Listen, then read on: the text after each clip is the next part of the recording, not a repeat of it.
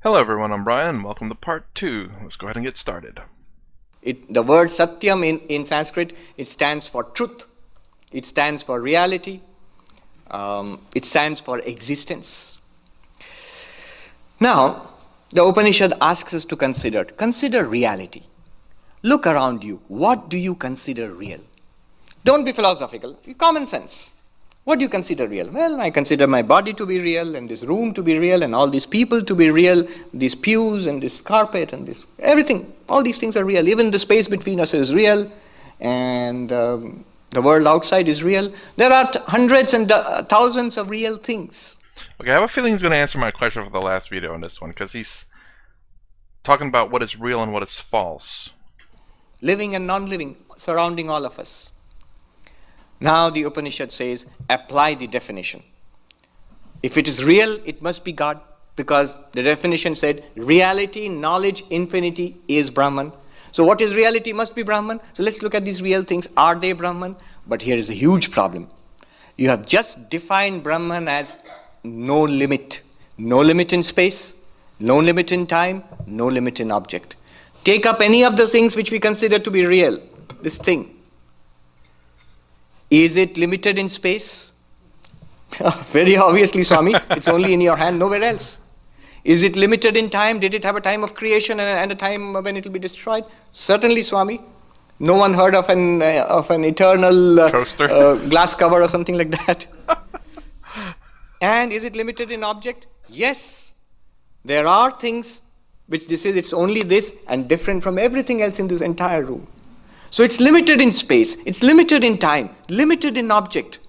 How can it be Brahman? Do you see the contradiction here?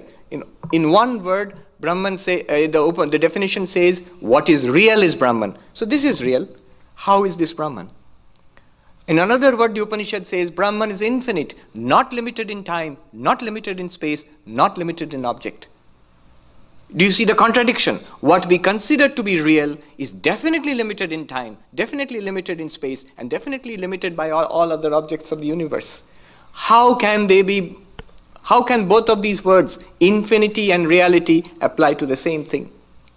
Well, my thing for that is the fact that even though it is one object, it's not to say that that is the only object. So it's kind of like saying, well, we have two pens here, and both of them can be Brahman. It's kind of like saying an example. If we're to say, oh, well, we can actually use an example for. So plastic. Both of this is plastic, even though they're two separate objects, but they're still made out of plastic. Under the assumption that we're using the umbrella term for, like, I can't hold that up. For things. So Brahman's kind of like saying plastic. Both of these are made out of plastic, and therefore can be two different objects, but still made out of the umbrella term plastic. But of course, Brahman meaning that it's not necessarily limited to one object or one material. It is just literally everything. So we can say these things are Brahman, even though they're two different objects. So here is a problem, a contradiction. The things which we consider to be real, the Upanishad says the real is Brahman, but the things which we consider to be real are very much limited in time, space, and object. The Upanishad insists Brahman is both reality and unlimited, omnipresent, eternal, non-dual. Well, hold on. And I was thinking about this in the last video too. Maybe this was created, but the material has always existed in this world. I will say that, not knowing exactly if it, under the assumption that the universe has always existed as well. So the material to create this has always existed. All we did was change its form. It's not like we created a pen out of nothing, or created a pen. No, yeah, we didn't create a pen out of nothing. We created this pen out of a material.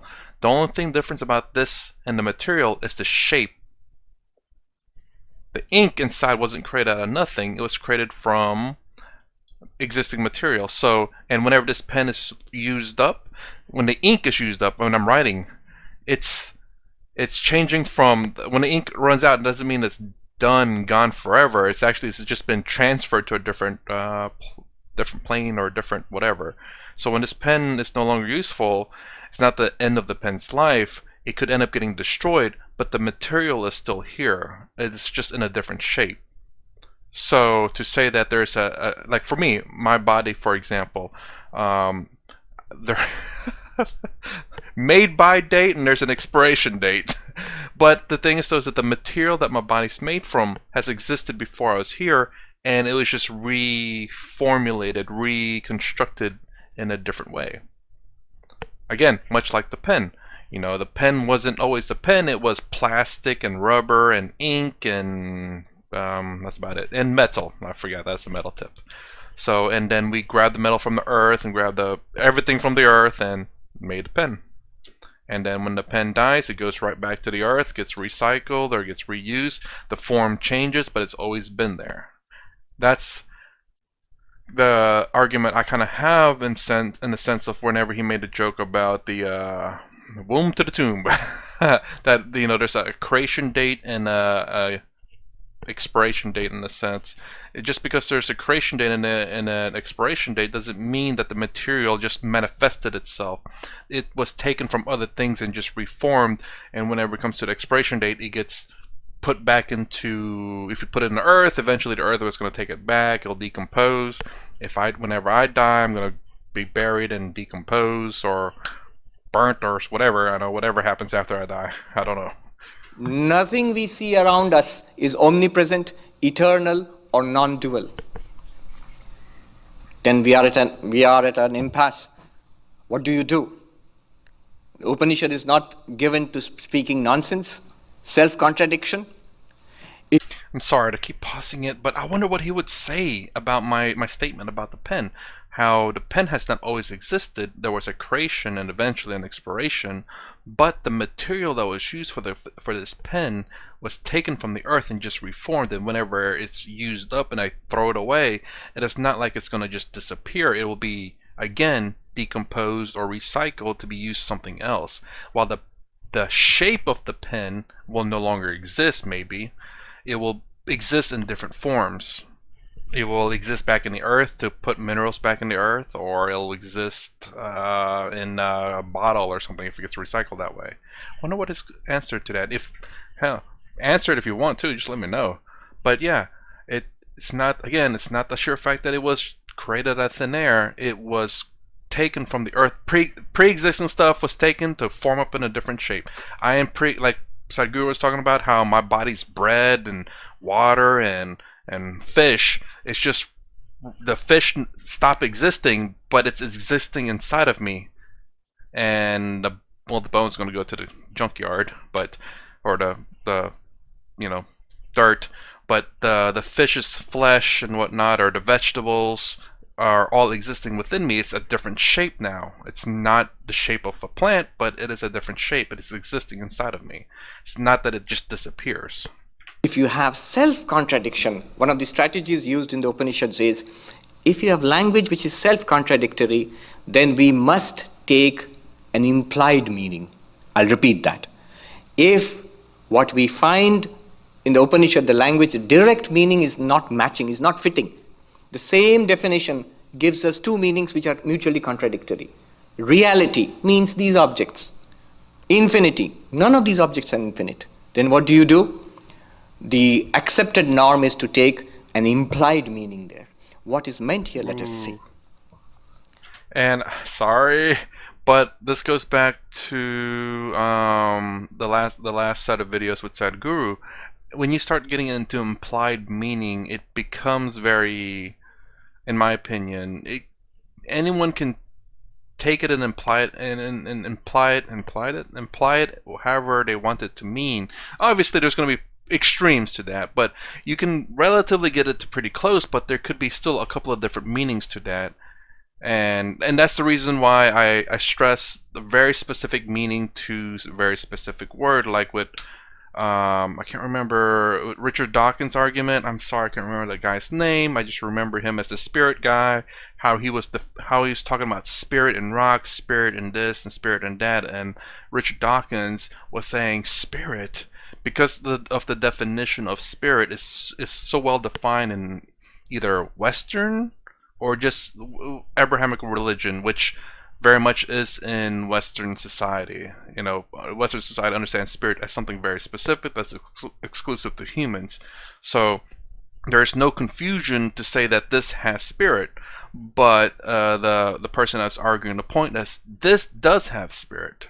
Richard Dawkins saying that this does not have spirit because of Western beliefs. So that's the reason why you kind of have to be very precise in the definitions of words so that there's no confusion, and then otherwise it becomes like this, which to some degree I understand. I explained in there about the founding fathers of America, where they made the rules not too specific because they understand that rules have to change in time with technology. The Upanishad says, make a list of the things that you see around yourself. The reality, your reality. All right, my body and so many other people are there, and there are these chairs and tables. The Upanishad says, how do you experience these realities? When you say glass is, you experience glass as if it is real, it exists. When we say something is real, we mean it exists. So glass is real. When you say elephant is not real, it means there is no elephant in the room. When you say glass is real, you mean there is a glass in the room. It exists. So reality means things which exist.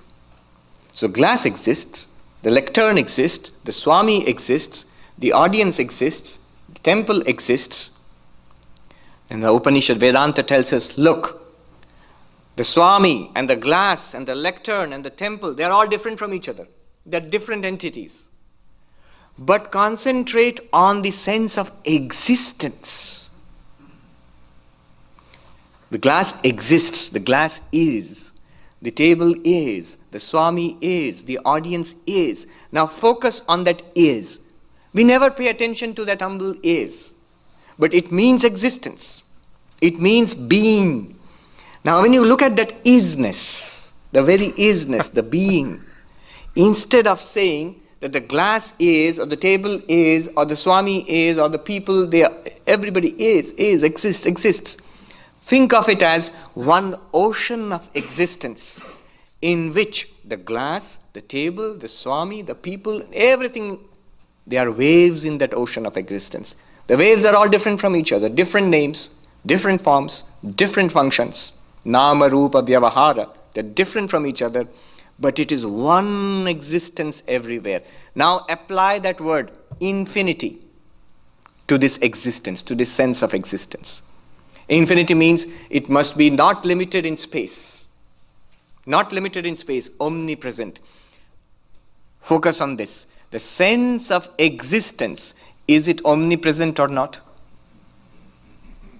Yes.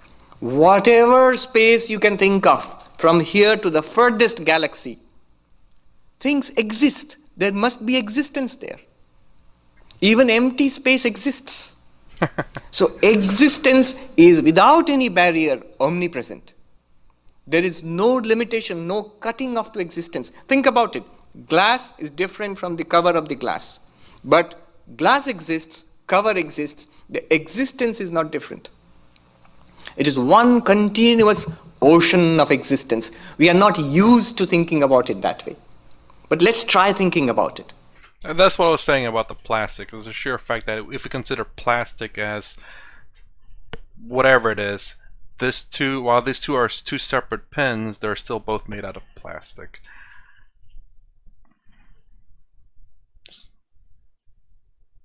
In his explanation about space, even empty space is existence, which, yeah, it covers pretty much everything. It's like there are many, many waves and bubbles and foam in the ocean and spray in the ocean, but it is one continuous mass of water. Instead of looking at the waves, big and small, instead of looking at the surf, look at the water. You will find one unbroken mass of water. In the same way, here, look around you. Feel it around you. From our birth till today, we have continuously been experiencing being, existence, isness. We don't focus on that. We focus on the name and the form. Here is a person, he's a good person, he's a bad person, here's a nice thing, here's something tasty, here's something bitter, here is something I want, here is something I do not want, forgetting, overlooking the crucial fact that all of this nice and bad, wanted and unwanted, cheap and expensive, whatever it is. There is a being to it, an isness to everything. That isness is not limited by space. Is it limited by time? Somebody will say, well, I can break this precious glass and the glass is not. Well, Vedanta would say the broken glass is. Correct. Glass is. Break the glass. Broken glass is. Glass. Pound it into powder. Powdered glass is. Put it in an atom smasher and pound it into subnuclear particles. Is. Is. Suppose you destroy all the glass in the universe. Well, the table is then, other things is. Their existence is there. Suppose you destroy everything in the universe. Let's just conceive of it. Everything is destroyed. Then where is the isness? There's a subtle bit of analysis there, and the commentator Shankaracharya points out, names and forms manifest isness. When the names and forms are not there, everything is resolved back into the Maya. Then the isness continues, but it is not experienceable anymore. I'll repeat that. Yeah, I was going to say he brought up the new concept of Maya. I understand it, but the fact that he's not said it until now. So basically saying that once everything is destroyed and there's nothing in the universe, that means Maya has been gone. Maya is gone and no longer can Brahman can experience Maya. That is so weird to say still. Names and forms manifest existence. Existence lends being to these names and forms. They exist because of pure existence. And what do they do for pure existence? They manifest pure existence. They enable us to experience pure existence. Pure in existence in itself is not an object of experience. Whoa, hold on. Wait, what? Existence itself is not an object of experience. To experience pure existence. Pure in existence in itself is not an object of experience. It is experienceable only through names and forms. Objects exist. They borrow existence from pure existence and they come into existence. And we experience the objects and the existence in them. If the objects are not there, pure existence according to Vedanta continues but is not experienceable anymore. Pure objects borrow existence from forms. Objects exist. They borrow existence from pure existence and they come into existence. That makes no sense.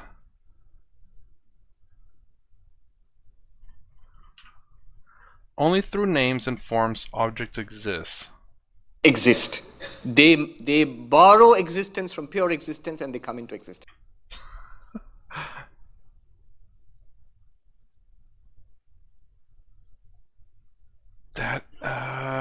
That's I don't understand that. Hold on. It is experienceable only through names and forms.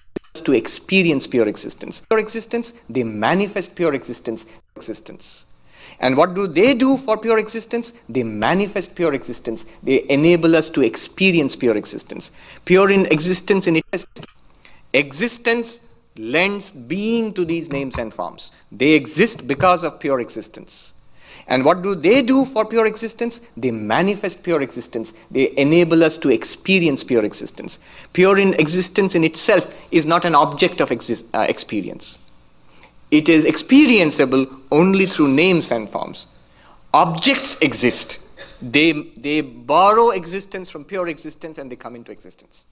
And we experience the objects and the existence in them. If the objects are not there, pure existence according to Vedanta continues but is not experienceable anymore.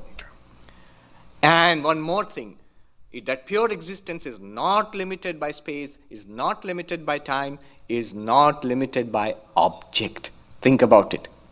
Is there any object apart from existence? If it is apart from existence, it is non-existent.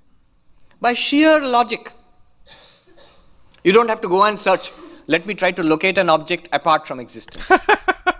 Let me Google what object is non-existent. It's kind of fun. I'm sure you'll be able to search for it on the internet, but you won't be able to find it. Just sheer logic. If anything is apart from existence, it is Non-existent. non-existence. It's not abstract philosophy. It's not, dry hair-splitting philosophy. It's what we are living. Right now, feel it. The sense of being, the sense of presence, all around us. The ground of our very existence. The ground on which we play this drama we call life is being itself. That's everywhere. Nothing can be there without being. It's a truism. It's a logical truism. Without existence, things become non-existent. So everything depends, like saying, can we have a wave without the water? Can we have golden ornaments without gold? Can we have wooden furniture without the wood? If you take the wood out of the pews you're sitting on, you'd be pretty soon sitting on the carpet. Because the pews cannot exist without the wood. Similarly, nothing in the universe can be there without existence. So existence is not apart. There is nothing apart from existence. There is no second thing apart from existence. Existence is non-dual.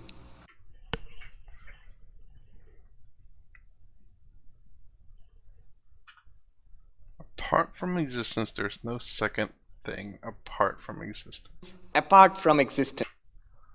Apart from existence, there's no second thing apart from existence.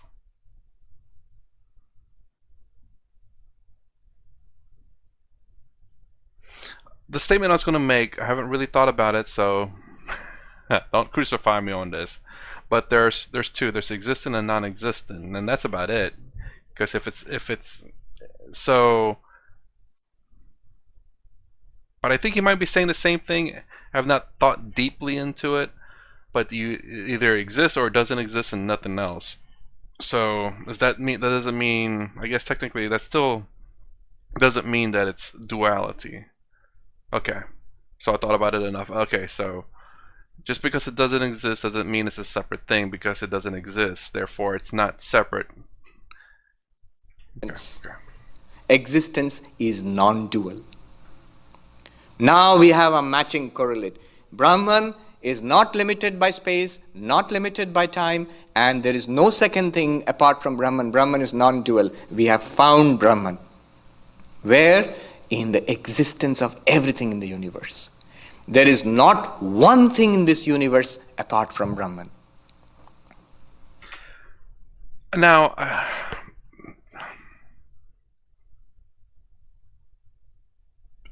why do we have to add Brahman to this though? So I can completely agree that there's existence and non-existence. And in a sense it's non-duality because the sheer fact that, well, if it doesn't exist, there's not a separate object from existence, and that's fine. There are things that exist in the world and there are things that doesn't exist in the world. I can agree to that part. But why are we adding Brahman to existence? Unless, again, there may be this not Western, but Abrahamic mind or thinking there that I'm trying to make Brahman into a deity, but it's not. But to just say Brahman's existence, okay, I can say it's just basically just a different word for existence then at that point, though, mind you. So if I were to say existence is Brahman and Brahman is existence, then it's just the same meaning, just different word. Kind of like pen, writing utensil, ballpoint pen, clicky top pen. It's all different names for the same object. Not only that, one more step. Go to the next word, knowledge. Knowledge. Remember, reality, knowledge, infinity is Brahman. Knowledge. What do you consider to be knowledge? We consider everything to be knowledge. I am seeing you, Swami, it's knowledge. I am listening to your voice, I am hearing your voice, that's knowledge. I am thinking, it's knowledge. 2 plus 2 is equal to 4, that's knowledge. All these thoughts we have are different kinds of knowledge. So are they Brahman? The definition says knowledge is Brahman, so are they Brahman? But unfortunately you apply the definition, space, time and object. It doesn't it doesn't pass muster. Knowledge. That knowledge which is in the guru's mind is not in the disciple's mind. That's why the guru is a guru and the disciple is a disciple. That knowledge which is in the book is not in my mind. I need to read the book. So knowledge, space limitation. Some knowledge is here, some knowledge is there. Time limitation. There are not things which I knew and have forgotten. There are things I do not know. I shall know them eventually. Time limitation. Every moment we are getting different kinds of knowledge. You had one kind of knowledge coming into the room. You've got one kind of knowledge now. When we leave the room, we'll have another kind of knowledge. Things we will see and hear and understand. And they are all cut off by time. In fact, knowledge changes fast. Our experience is fleeting. And I want to say knowledge changes fast. Knowledge has always existed. It's just where, like, kind of like, again, I go back to what Sadhguru was saying about how, scientists are discovering these things. It's like, well, I mean, I get what Sadhguru was saying. Is the fact that it has always been there, and we're just now understanding, like what a certain plant can do to our bodies. That's the discovery, but it has always been there. We're just now discovering it, the knowledge of that. But our experiences, yes, changes. It's like they are all cut off by time. In fact, knowledge changes fast. I may be saying something else differently in terms of knowledge, but the knowledge, whenever I understood it, I do refer back to Sadhguru saying about knowledge has always been there. Kind of like, let's just go back to Japan. So if I don't know anything about this, and then I come to realize that I can actually write with this, the ability for it to write has always been there. It's just my understanding of it, the knowledge of its capability of writing has always been there. It's just me discovering it. So it has always been there, but I just discovered it. Kind of like what Sadhguru was saying, and it's just our definition of discovery is a little different. Sadhguru was saying along the lines, the pen has always been able to write. It's just that now I am discovering that I can write with it. I have discovered pen that can write. Fast. Fast. Our experience is fleeting. Yes, I can agree and with this. Is any knowledge non-dual? No. Every bit of knowledge we have got, what we see, what we hear, what we think, they're all different from each other. They're cut off by object. Object limitation applies to knowledge. So how is knowledge infinite? How can knowledge be Brahman? How can knowledge be Brahman? Apply the same logic. If you have followed the logic of existence or reality is Brahman, apply it to knowledge. Knowledge has always been on this Look pen at that our I can knowledge, write, right? The experience that we gain throughout the day, from morning till late night when we go off to sleep finally, all the experience that we are getting, thousands of bits of knowledge being processed by our minds. What is common to all of them? And now you've been coming to Vedanta long enough, you should say, consciousness, Swami. Yes. Anything that we know, is it not true that it is in our awareness? Every bit of knowledge is, I am aware of this class, I am aware of this person, Swami, I am aware of your voice. Awareness, sentience, consciousness is common to every knowledge. It's a truism again. Without consciousness, there is no knowledge. There is no understanding, no cognition, nothing is possible without consciousness. The things, the objects of consciousness are different from each other. They are limited by space, they are limited by time, they are limited by object. But consciousness itself is common to all knowledge. Every knowledge is grounded in consciousness. And that pure consciousness has no limitation of time, space, or object. It's really weird for him to say consciousness and then pure consciousness, as though they were separate duality. So I guess I didn't pick that up on the beginning when it says existence. Objects grab pure existence to exist, as though pure existence and existence are separate things. Consciousness and pure consciousness are separate things. So if there's no duality in consciousness, you can just say consciousness and it will still apply. So common to all knowledge and every knowledge is grounded in consciousness. And that pure consciousness. And that consciousness, because non-duality, you cannot say there's consciousness and pure consciousness. That makes it sound like it's separate duality. Right? I wonder if... let me know. And I wonder what he would say to that. Why are you separating consciousness. You're seen to be separating consciousness from consciousness and pure consciousness, as though they were two separate things. Consciousness has no limitation of time, space, or object. That which is aware of, those are different from each other. But pure consciousness in itself is not limited by desha, kala, vastu, space, time, and object. So, this pure consciousness, this pure existence is the real meaning of reality knowledge.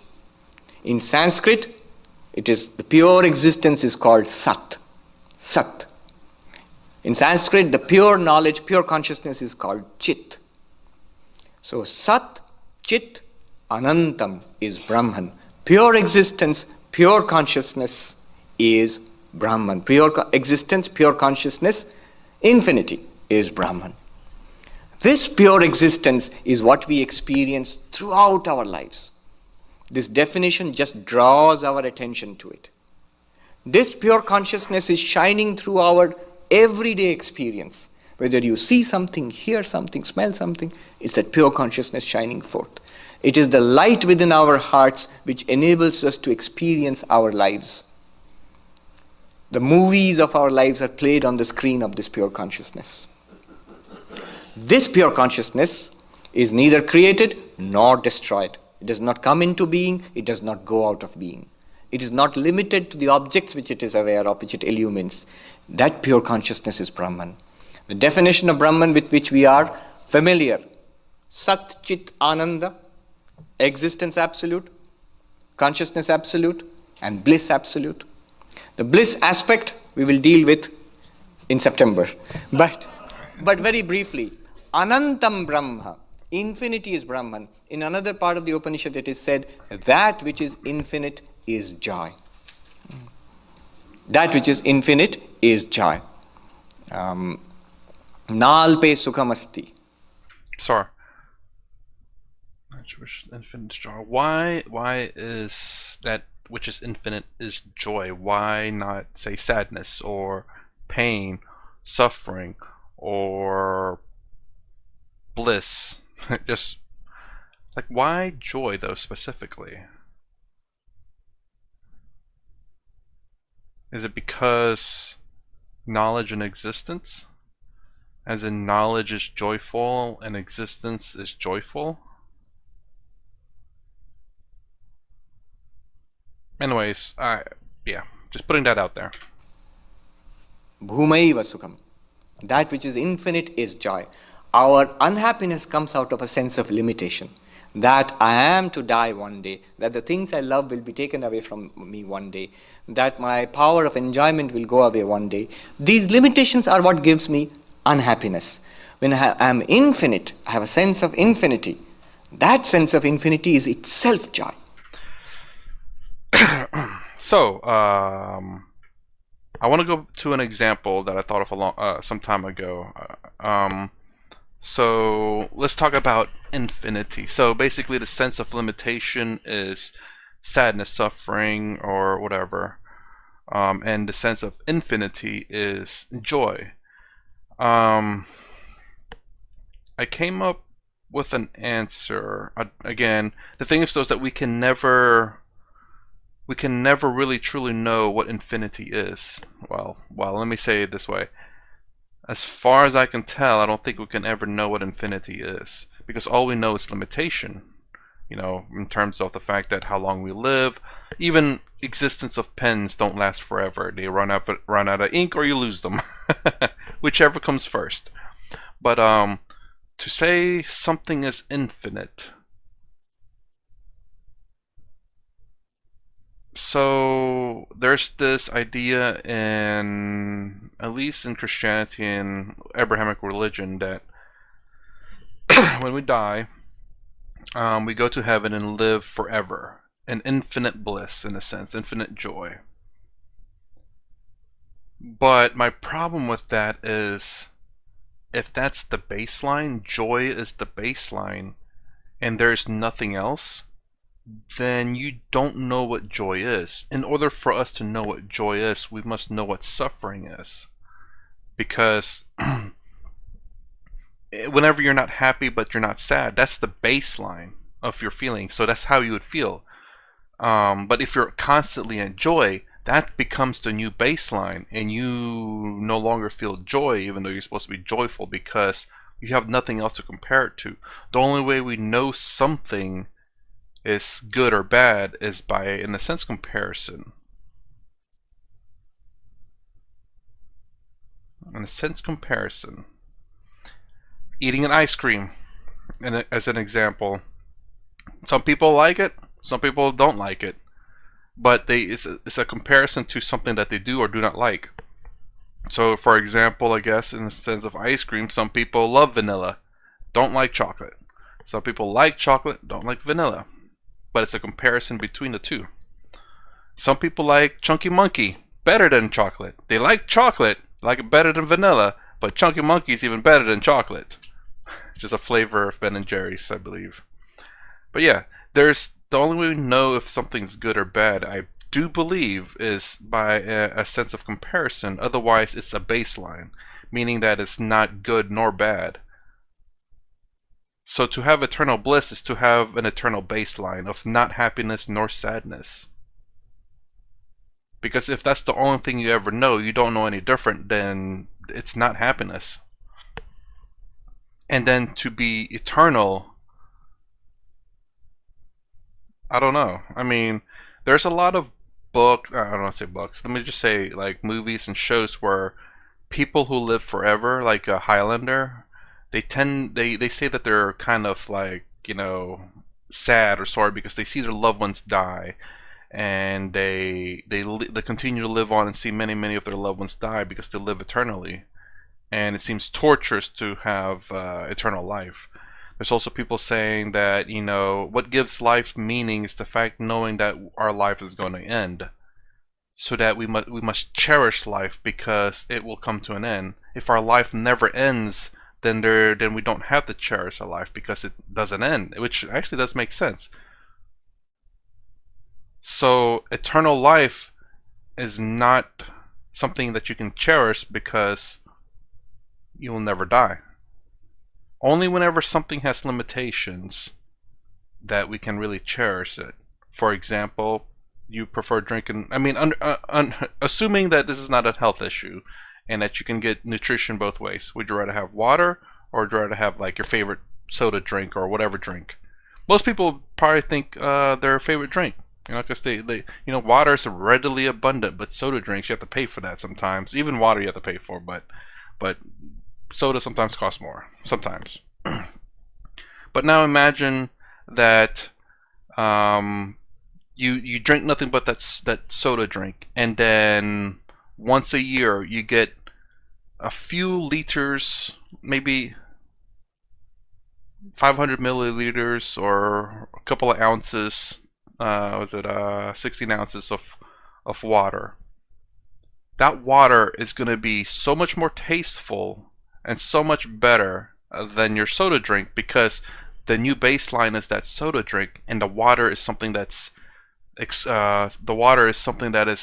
very, how do I say, special, because it's something that you only get to experience one time a year that you drink. Even though we think right now water is the baseline, because it is something that we drink on a regular, I hope, and the other drinks are more for fancy events. But when we reverse it, the water becomes more special because it's very limited on how much you can have of it.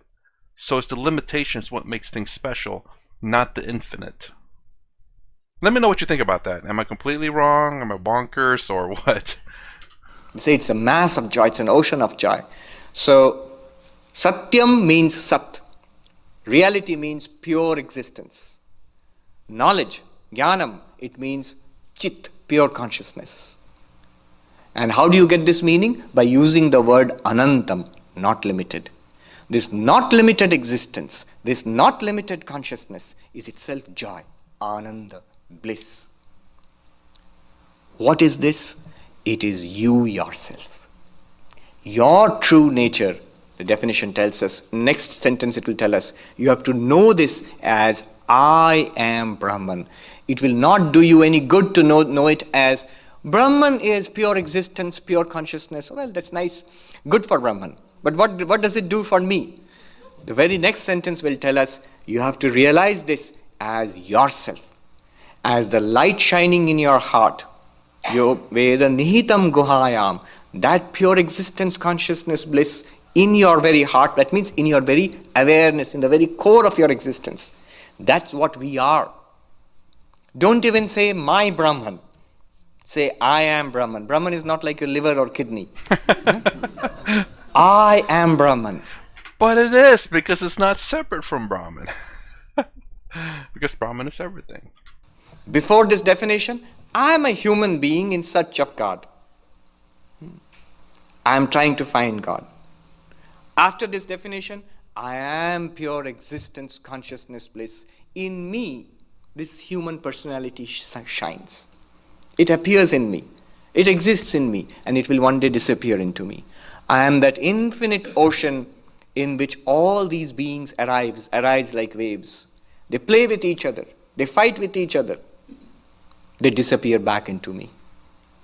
Mai ananta maham bodho ashcharyam jiva vichaya udyanti gnanti khelanti pravishanti swabhavata. In the Ashtavakra Gita, it is said, I am an infinite ocean of existence. See, the same. The infinite ocean of existence and consciousness. In me, these ascharya, wonderful entities called living beings arise as waves. And what do? Khelanti, they play with each other. Love, affection, all this, getting together, relationships. Gnanti, they fight with each other, war and divorce and envy and jealousy. And then finally what happens? Pravishanti, they subside back into the ocean which I am. So this is the definition of Brahman that we find in the Upanishads. I have got exactly a couple of minutes. In those couple of minutes, let me quickly sketch out the whole thing which we covered today. The definition of Brahman given in the Taittiriya Upanishad is existence or reality, knowledge, infinity is Brahman. Start with the word Brahman. It means vast. Vast without any limits. That is equal to infinity. Infinity means no limit. Limits are of three types: space, time, and object. Not limited in space means omnipresent. Nowhere that it is not. Not limited in time means there is no time when Brahman is not. And not limited by object means there is no object that is not Brahman. Again, two and one. I'm sorry, 3 and 1 they seem very similar, but I guess in terms of where location, where it is located, and an object, I guess he's separating those two. But omnipresence just means everywhere and does it mean everywhere and everything? I've always understood as omnipresence as everywhere, including everything. But I could be wrong. It must not, there is no object which can exist separately from Brahman. Now let's try to find Brahman. Look at reality. Look at the things which we consider to be real in our lives. Everything that we consider to be real in our lives. Vedanta tells us, notice that all these things are different from each other. They are all limited by time, space, and object. But the sense of reality that we have in all of them, isness, being, pure existence itself, that is neither limited by space, nor limited by time, nor is it different from any object. Any object that's different from existence becomes non-existent. So, there is something not limited by time, space, something that is omnipresent, something that is eternal, something that is non-dual, that is pure existence. We cannot say that we do not know it. In fact, that's all that we experience all throughout our lives. We do not notice it. Come to knowledge. Every experience we have in life, good and bad, religious and secular, spiritual and not so spiritual, everything in life is based in consciousness. The experiences are all different from each other. They are limited in time, they are limited in space, they are limited by object. They are different from each other.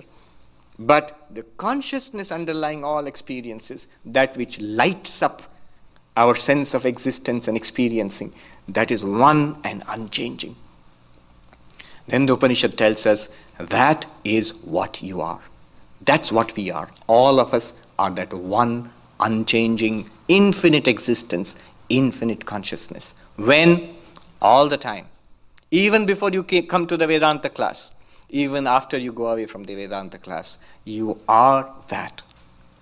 It's only when we own up to this fact, only when we acknowledge this fact, that we are not limited by this little personality, which is born, the body was born, the personality has developed, it will change and then age and the body will die, and that's it. No. You are not the wave which has come up, which is now there, which will subside back into the ocean. You are veritably the ocean itself. In you, in your awareness, in your existence, this little life is playing out. Not only this little life, all lives, all bodies are playing this cosmic drama. You are the very ground of existence. You are one with God. You are God. Tat Tvamasi, that thou art. The student responds to this by saying, Aham Brahmasmi, I am Brahman. The whole purpose of Vedanta, the purpose of religion, is to bring us to this point. When we come to this point and make it not just a theoretical understanding, but a living reality, it's a visible reality. With eyes closed and eyes open, our attention is focused on pure existence, consciousness and bliss. Then we are enlightened, and then alone we are free. We don't have to go away from this world. We don't have to shut our eyes to this world. You see Brahman with eyes open. I'll end with this. I just remembered about 10 or 12 years ago, I met this strange monk in the Himalayas. Old person, I don't know if he's still alive. He used to live in this little hut for the last 40 to 50 years. He's been living like that in Gangotri. And he said to me, I still remember sitting there, towering mountain tops, glaciers running down, the Ganges running very fast, just about 200 feet below us, pine trees all around, deodar trees.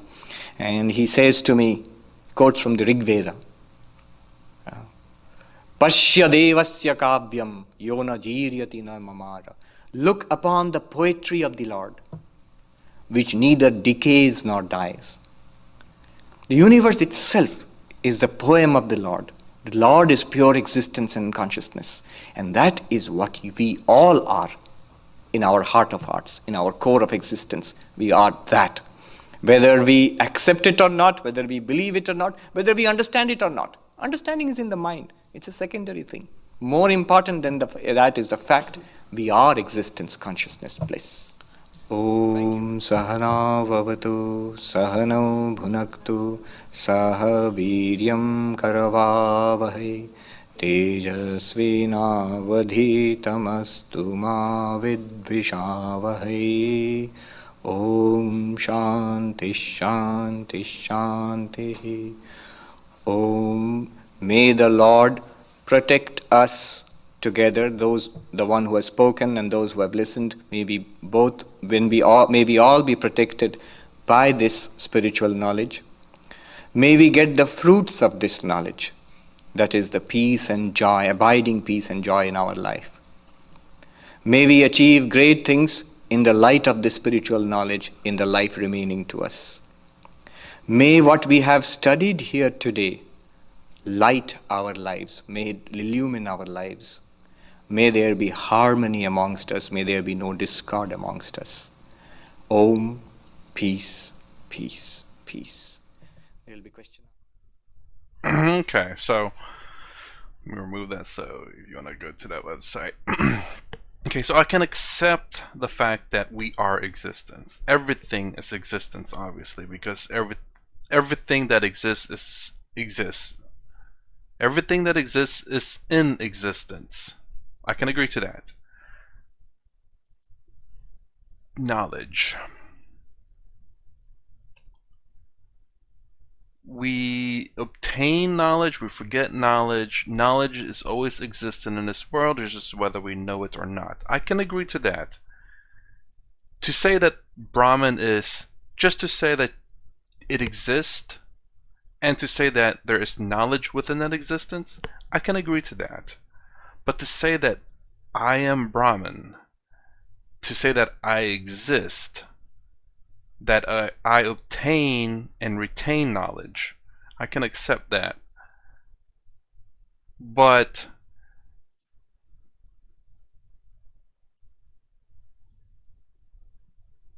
to say that I exist with everything else that exists doesn't mean that we are all one. Again, I go with the view of duality here. This exists and I exist. We exist in the realm of existence. But that doesn't necessarily mean that we are one and the same. We are one and the same in terms of existence, but in terms of object, we are not.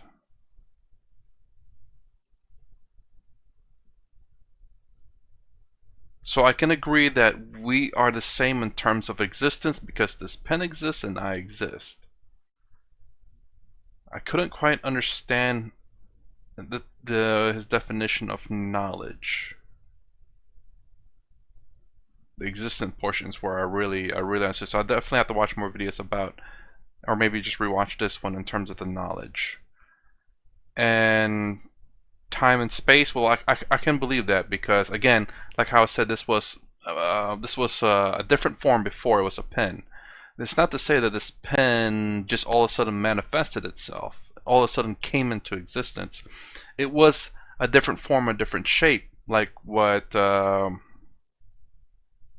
can't remember his name, but anyway, like this has spirit. Spirit being the fact that, you know, it's made out of plastic, metal, ink, and yeah, and then got the form of the shape, and the spirit being, of course, a person or machine that created it, and the fact that the person that created the machine which created this.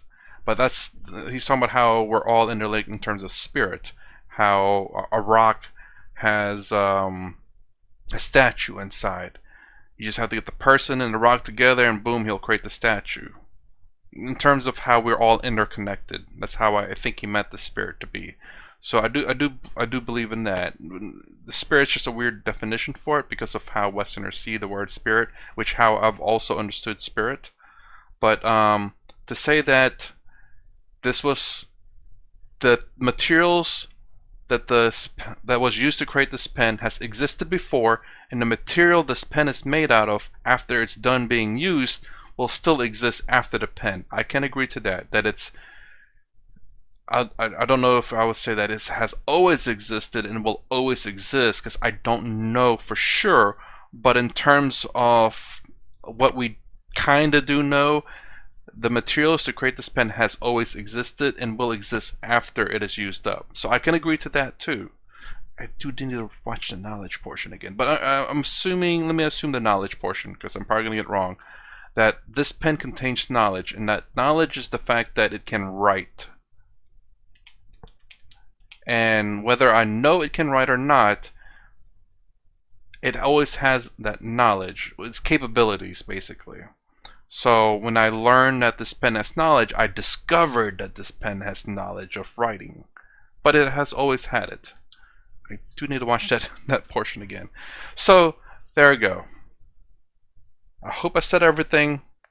The reason why I pause and say things is because I tend to think a lot about it, a lot of things, and I forget what I was holding on to my thought for.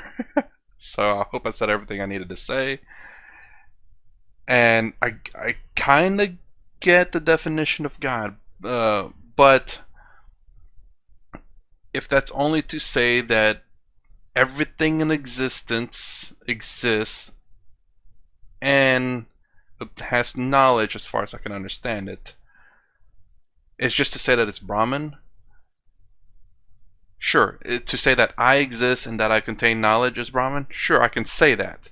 But as a god is a different story. And oh yeah, the other thing was experiences.